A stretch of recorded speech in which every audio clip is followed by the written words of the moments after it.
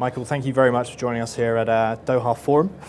Tell us, who is responsible for defining the rules of engagement for non-military conflict? Yeah, that's one of the most challenging issues because there's no one country that's responsible, and they have to be mutually negotiated. And furthermore, they have to arise out of a perception by the different actors that they have an interest in establishing rules. In some cases, they may feel like they work better in a world with few rules. So essentially, the answer to the question is it has to emerge out of a mutual recognition that there are particular areas in which greater rule sets, norms, institutions, processes will benefit everybody's security.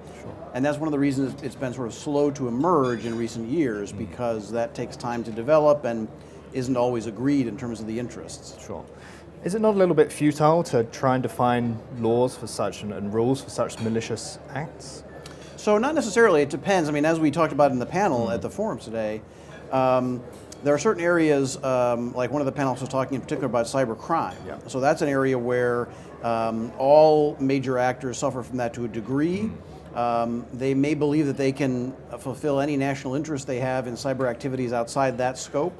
So you could have that. In areas of maritime disputes in the South China Sea, there are aspects of just rules of engagement, communication channels, reaffirmation of certain basic international law principles. There's some ground to build on. So the question of feasibility really comes when you're trying to get something much more fundamental and permanently resolve an issue or put it under some sort of legal rule set that governs all activity. That's much more difficult to do. But there's room for progress, which can at least bound the competition. Sure. And how can the global community most effectively govern non-military conflict, particularly when we consider that multilateralism is decreasing or arguably decreasing? Yeah. So it's a matter of identifying areas where you want to make progress. I think thinking about it as, for one thing, this area that we're talking about of non-military competition extends from information campaigns to cyber attacks to maritime disputes over sovereignty. So it's a very broad area. And the key is to identify just places where you think you can make progress, where interests align. And then again, as one of the panelists really nicely put it, to develop a critical mass of actors, public and private, that want to see greater order brought to that issue. Sure. And there are definitely areas where those conditions apply these days, so there's room for some progress. Sure. Looking at a specific example, what's your assessment of the Trump administration's handling of Russian or alleged Russian interference to the election? What can other states learn from that situation also? Well, so there's a political aspect and there's a sort of a law enforcement or legal aspect. From the standpoint of the core institutions of the U.S. government, assessing the problem, being aware of it, gathering intelligence, sharing information across government, and coming out with clear findings, whether in contexts like the Mueller report or whether in some of the indictments that have been handed down from law enforcement.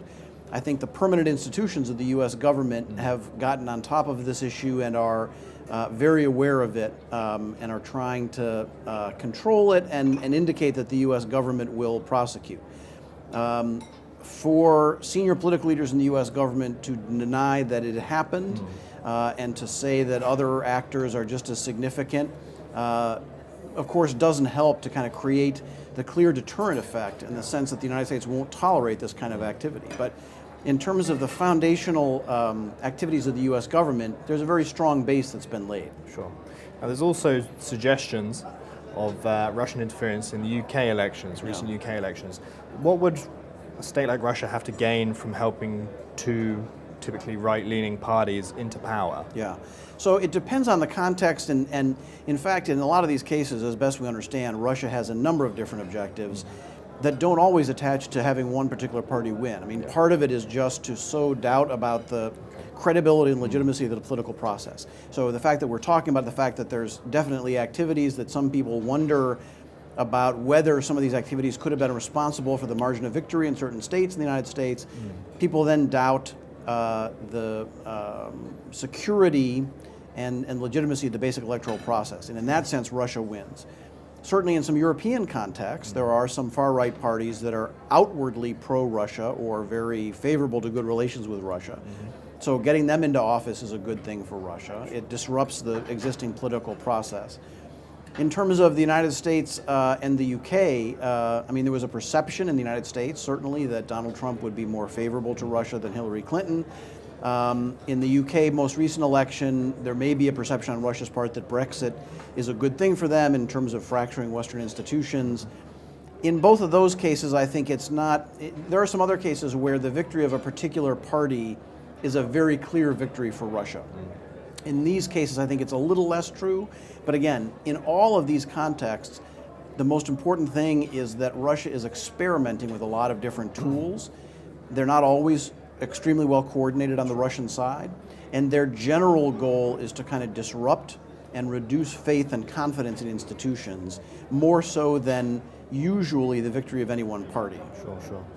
What effect do you see the rise of nationalism in the West as having on instances of non-military conflict? Are they becoming more frequent, becoming more? So I think they're becoming more frequent primarily because of growing competition among major powers. Certainly Russia, after 2014, deciding that it was going to take a much stronger stance against what it perceived as Western interference and the resulting clashes. China's growing power and the result of that. So, and most recently, Iran's desire to kind of flex its muscles and make clear that it wants to reject certain U.S. demands and meddling. So that competition among those major powers is really the fundamental reason for this, and it's the most difficult barrier in terms of getting it under control. The rise of nationalism in populist parties in the West contributes to that in a number of ways, primarily by creating an environment in which it's much more difficult to get consensus on multilateral cooperation, where multilateral institutions are seen as part of globalism, they become illegitimate. And when we want to talk about improving rule sets and, as the forum is talking about, enhancing governance in a multipolar world, that's difficult when you have political parties that are skeptical of the whole enterprise. Okay. So would multipolarity see instances become more prevalent? Does it might it ease relations and encourage greater cooperation? How do you interpret that? So I think two conflicting directions it goes. One is, the multipolarity is a complex term and it can mean a lot of different things. Yeah.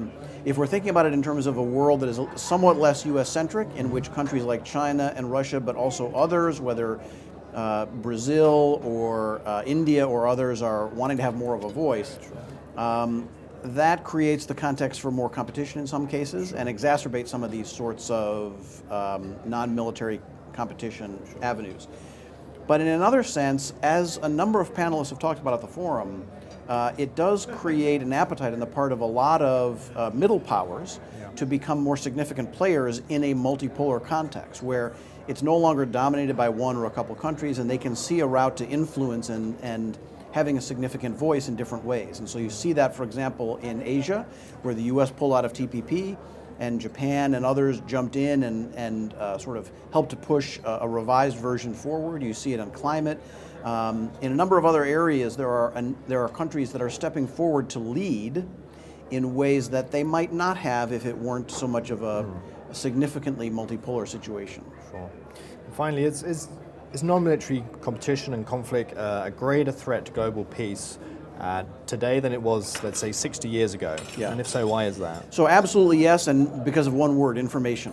Because the centerpiece of this competition is in information, not only in disinformation or in sort of classic cyber attacks on major infrastructure, but advanced societies are becoming dependent on information networks in ways that even a few years ago we didn't fully appreciate. With the Internet of Things, with algorithmic decision making, with virtual and artificial reality, a whole list of technologies that mean that if Russia and China have particular military doctrines oriented in this direction, that if you want to do damage to a rival or an adversary, you now have an immense range of tools for doing that, both on a persistent basis and then escalating them in crisis. And that means that homeland security is challenged in new ways that certainly weren't true even 5 years ago, let alone 60 years ago.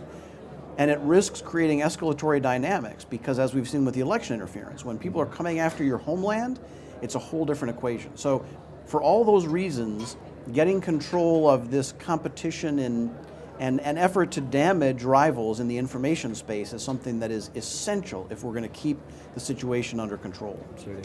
Michael, thank you very much for joining us. Sure thing.